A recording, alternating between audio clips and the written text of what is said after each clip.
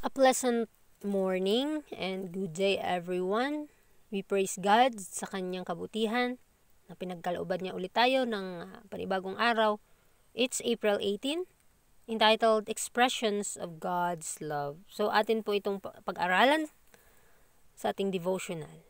Matthew 6:28 to 29, "And why take ye thought for raiment? Consider the lilies of the field, how they grow, they toil not, neither do they spin. And yet I say unto you, that even Solomon in all his glory was not arrayed like one of these."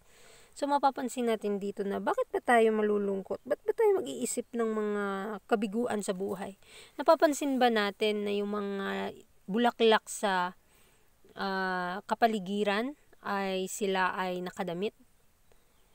Ngunit kinukonsider ba natin na ang mga lilis sa kapatagan, paano sila tumutubo? Inaalagaan po sila ng Ama natin sa langit. Gaano na kaya tayo? Kaya isipin nating mabuti ang kabutihan ni Kristo, ang kabutihan ng Ama, kung papaano niya tayo inaalagaan lahat.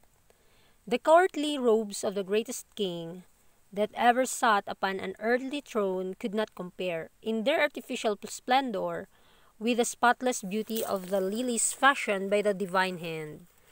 So dito mapapansin natin na inalagaan ni Kristo ang lahat ng mga bagay dito sa mundo upang makontento ang kanyang bayan. At sinuotan niya ng dakilang pag-ibig ang mundo.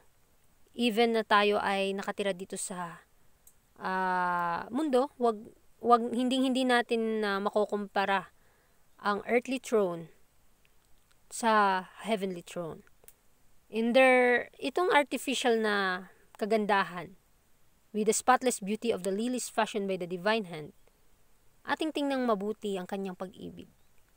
Maalala agad natin ang kabutihan ng Ama kung paano niya tayo minahal at inalagaan. Dito natin mapapansin din yung pag-ibig ng Ama, yung ekspresyon ng pag-ibig ng Diyos sa atin. Sa pamamagitan ng kanyang mga nilikha, binigyan niya tayo ng araw, ulan, hangin, tubig. Lahat ng bagay na ito, nawa ay gamitin natin sa ikaluluwalhati sa Kanya. This is an example of the estimate which the Creator of all that is beautiful places upon the artificial in comparison with the natural. So atin pong i-compare ang artificial versus natural. Napakaganda po mga kapatid ang natural na nilikha ng Panginoon. At ito yung ehemplo na may estimate natin at ating mapapansin ang pag-ibig ng ating may likha kung gaano niya tayo minahal.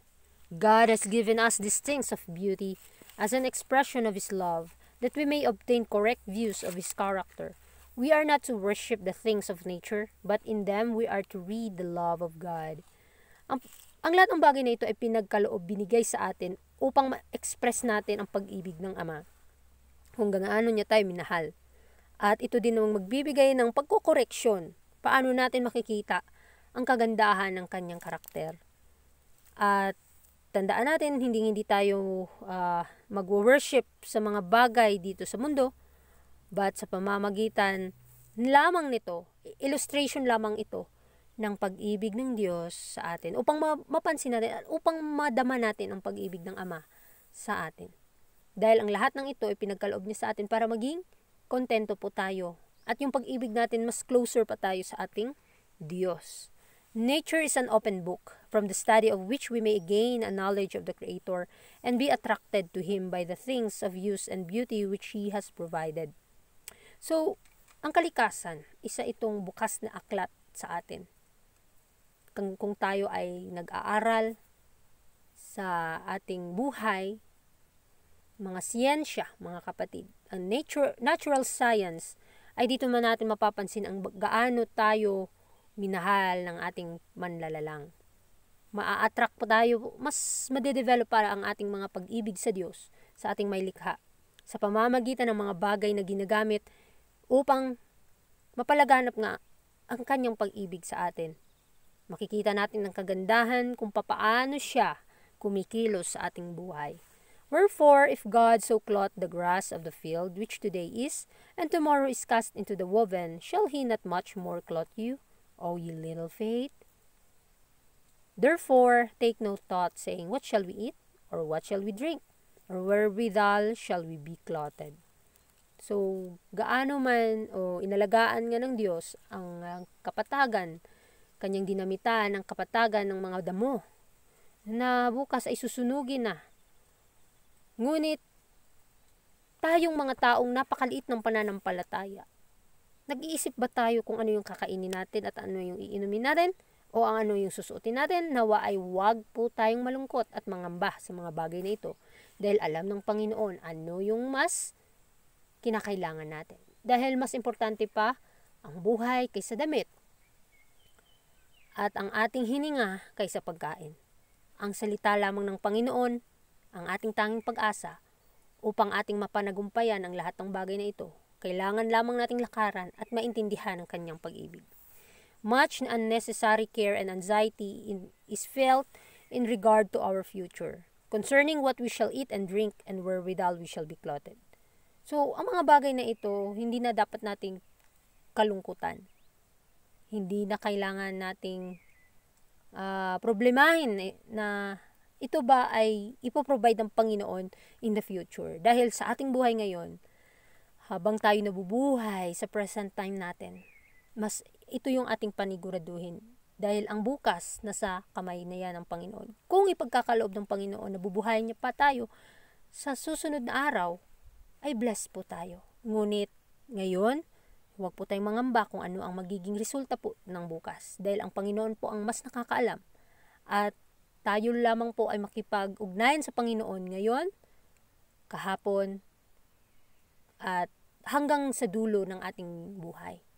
Nawa ay ating maintindihan at ating maisatupad, ating matupad ang kanyang kalooban habang tayo nabubuhay dito sa mundo. Dahil provided po tayo sa lahat ng ating kinakailangan. The labor and worry of needles display in apparel causes much fatigue and unhappiness and shortens our lives. Our Savior would not only have us discern the love of God displayed in the beautiful flowers about us, but He would have us learn from them lessons of simplicity and of perfect faith and confidence in our Heavenly Father. So, sa ating mga trabaho na ating mga ginagawa, kapag ka nakafocus lamang tayo doon at wala tayong kagalakan, mapapagod lamang tayo at iiksi ang buhay natin. But if we focus in Jesus, if we focus our Savior, kumikilos tayo at gumagawa tayo sa pamamagitan ng pag-ibig, pananampalataya sa ating Ama sa langit, mapupuno tayo ng kagalakan sa ating mga puso at makikita natin ang bawat nilikha niya na napakaganda. At dito natin marirealize kung gaano niya tayo minamahal. Dahil dito niya pinapakita ang kanyang pag-ibig, na ito'y magpapatibay sa ating mga pananampalataya, na maging confident po tayo sa ating Ama sa langit na humingi dahil tayo bibigyan. If God cares to make these inanimate things so beautiful that will be cut down and perish in a day, how much more careful will He be to supply the needs of His obedient children, whose lives may be as enduring as eternity. So kung inaalagaan man ng Diyos ang mga bagay dito sa mundo na mga bulaklak at kapatagan na balang araw ay susunugin din naman, gaano pa kaya tayo na mas inaalagaan tayo ng Ama sa langit, sinusupply ang lahat ng ating mga kinakailangan. Dahil kung tayo ay susunod talaga sa kanyang kalooban at mabubuhay magpakailanman. Dahil pinagkalooban tayo ng Panginoon, gaano niya tayo minahal, nawa ay ma-realize natin na mas luwalhatiin pa po natin siya sa ating mga puso't isipan. Dahil dito ating mapapansin ang kanyang pag-ibig na hindi ikatutumbas ng kahit ano. How readily will He give them the adornment of His grace, the strength of wisdom, the ornament of a meek and quiet spirit. The love of God to man is incomprehensible, broad as the world, high as the heaven, and as enduring as eternity. Dito mga kapatid, hindi natin ma-explain, hindi natin may papaliwanag ang pag-ibig ng Ama. Bakit niya tayo ay binigyan ng pagkakataon para maligtas, para makatanggap ng kaligtasan na ito. At mapapansin natin, mababasa natin na tayo ay dinamitan ng damit ng katwiran. Tayo pinalakas at binigyan ng karunungan at pinagkalooban ng mapagpakumbaba at maamo na espiritu. at kinakailangan lamang tayo makipag-cooperate sa gawain ng Panginoon sa atin. Ang pag-ibig ng Diyos sa tao ay hindi mo i-explain, hindi mo maipapaliwanag. Napakalawak kaysa sa napakalawak at napakadakila at napakataas. At ito'y walang hanggan na pag-ibig. So sa ating pag-aaral ngayon mga kapatid, kung gaano niya tayo minahal, kung ano man ang ating nakikita sa ating paligid, ito yung nag-express o ekspresyon lamang ito ng pag-ibig ng Diyos sa atin. Nawa ay ating maisip ng mabuti at maisatupad natin ang kanyang kalooban dahil ito lamang ang tanging nating pag-asa para makamit ang kaligtasan. Si Kristo, siya lamang ang binigay ng Ama at ang lahat ng bagay na ito ay pagkakaloob sa atin. Number 1, siya ang ating priority. We need to focus on Him para hindi po tayo manghina sa ating mga daan na nilalakbay. Dahil kapag tayo ay nagbe-behold sa Kanya, makikita natin ang our defect of our character and we become like Him into His image. Magpatuloy lamang po tayo sa laban. Tingnan natin ang ating kapaligiran, ma-express natin ang pag-ibig ng Diyos at tayo ay may kagalakan na babangon until sa second coming ni Christ. Thank you so much everything. At salamat sa Panginoon sa kanyang kabutihan na pinagkaloob niya sa atin ulit ang mga salita niya, nagpapaalala sa atin na patuloy tayong manalig sa kanya. Muli, maraming salamat and God bless po sa ating lahat.